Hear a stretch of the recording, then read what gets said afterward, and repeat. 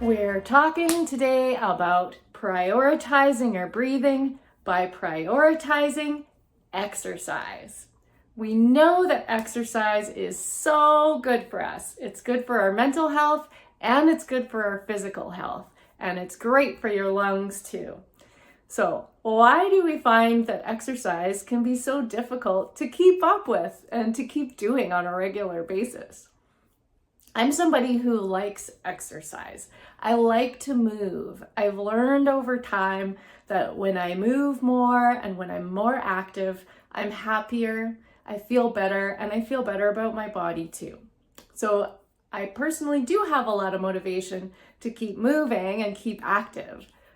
But I've noticed over the years, in the last 5 to 10 years, that my level of activity and the amount of exercise that I do has slowly dropped off a little bit. So when I look at my life, I ask myself, why it's happened? I go to do things now that used to be easy, and it's a little more challenging. It's a bit more of a push. I might notice I'm more winded after walking up the stairs than I used to be. And I know that I've made choices in my life and life changes that have led to me doing more sedentary activities. I have new hobbies, different things I like to do, and a lot of those, curiously, are sitting down. I do them sitting down. And so why have these, different changes in my life, my nice way of saying aging, why has this led me to being more sedentary, and what can I do about it? So if you're experiencing something like this, you've noticed this activity decline or this health decline, now's the time to make the change. And so there's a lot that we're learning about exercise theory. We used to think that our muscles just kind of deteriorate as we age. And as a trend of a society, that is true. But there are people who maintain their activity level and they maintain their health too. And if you do more movement, more activity, more exercise, your biological age can actually get younger. Like So we do have full control over this. We can make a change. And like dieting, if you just go all out and try to do it all at once and make these big changes, it's usually not sustainable. And so we experience these times where we put in so much effort and we make such good progress, and then, it just falls away, or, I couldn't keep it up. So let's explore some ways that we can keep it up. Let's find out, think about how our lives are and find ways that we can just fit it in and make it part of our lives in a natural way that feels good, that we want to keep up. Jenna's video posts a bunch of great suggestions for this as well. If you want to go check out her video, I'm going to put the link below. So in this video, I'd like to explore the psychological side of maintaining a healthy lifestyle when it comes to activity and exercise. So I'm going to use myself as an example because that's the person I know the best. And so, like I was saying, I have noticed a decline. So I was quite active. I will put myself in the category of people who are quite active. And sometimes I've been very active, and I know that that's not maintainable. It was actually too much. It took up a lot of time and energy, and it was a main focus in my life for a certain period. And I don't have that goal. So I'm not willing to put in that much time and energy in my life perpetually to keep that up. Maybe in short spurts, but not as an ongoing thing. So what are things that I can do several times a week, maybe even every day, that I like to do that encourage movement and fitness? Because if you find something that you like to do, you will want to keep doing it naturally, and you'll enjoy it. It can make you happier, it can make you feel better, as well as getting all of those physical benefits. So when you're looking to increase your fitness and maintain like good physical health, I suggest finding things that are within reach, or at least start with things that are within reach. And you can set goals for things down the road of maybe a fitness level you'd like to achieve over time, rather than just maybe going for those big goals right away. So we all have different motivations. So it's important to find a really good motivation, something that's going to drive you to do this. For me, I know that I'm a goal-oriented person.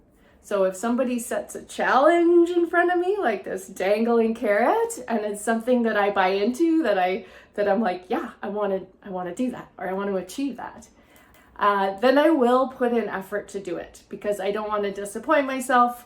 I don't like to say I'm going to do something and then not follow through. That is my character, and that's what motivates me.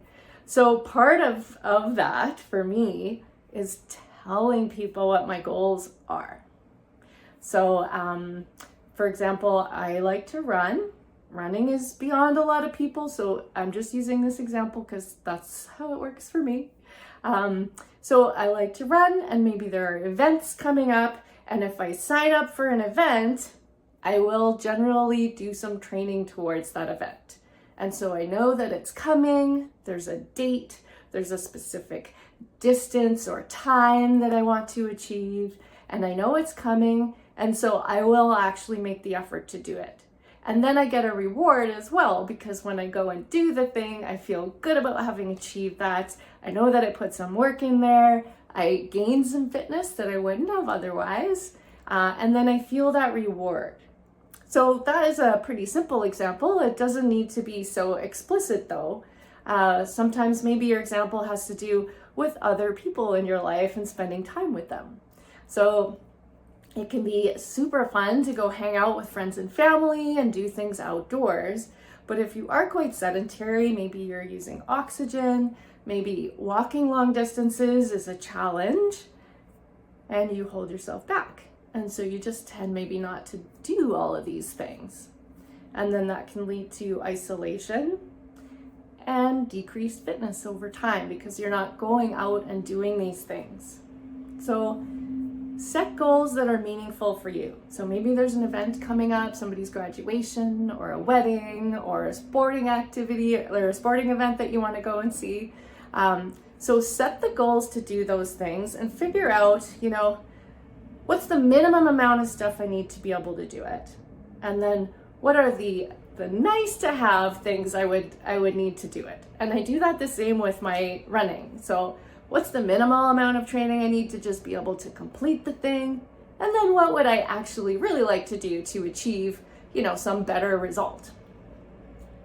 Lay it out, give yourself a timeline. So this is the SMART goal setting theory. So you want it to be something that's specific, like an event with a date is really good. You want it to be measurable. So, you're gonna go to the event, you need to maybe get to the seat, you want to be able to stand up and cheer, things like that. Make it attainable, make it something that you feel you can achieve with a reasonable amount of effort. So it's a realistic goal, and then timely again. Tag that time on there, because if you don't put a deadline for yourself, we tend to put things off. I know that I certainly do. So goal setting can be one thing that helps to have regular activity. For me, that really works. If you're not a goal setting person and that doesn't really motivate you to get more active, another thing you can do is find things that you enjoy doing and make sure to do them regularly. So if you enjoy getting outside in nature, going for a walk or a stroll, maybe book a date with a friend at a certain interval to go for that walk. And sometimes even knowing that that's coming up, maybe it's coming up next week, maybe you'll go for a walk this week just to, keep up your walking in preparation to go for that walk with the friend. Maybe the friend likes to go a little further or a little faster than you do. A little bit of a challenge in there. Yoga, chair yoga, all of these things are like gentle that most people can do in their home for free. Check out YouTube, it's got tons of stuff. Talk to your healthcare professional. Make sure it's safe for you to do those things if you're trying something new. Working in pools is something that a lot of people really enjoy and find accessible because it takes the weight off of the joints in the back. So find something that you like, make it set up in a way that you will keep doing it and that you're working towards something that you can achieve. And I think my best advice is just start. Just start and do something. And it really doesn't need to be hard.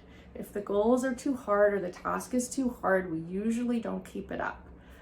With fitness, a little bit goes a long way. So whatever you're thinking of doing, this is your cheerleader moment here. Do it, do it, do it. Don't let yourself just age away and decay like that lovely, classic car that just sits in the driveway and doesn't get used.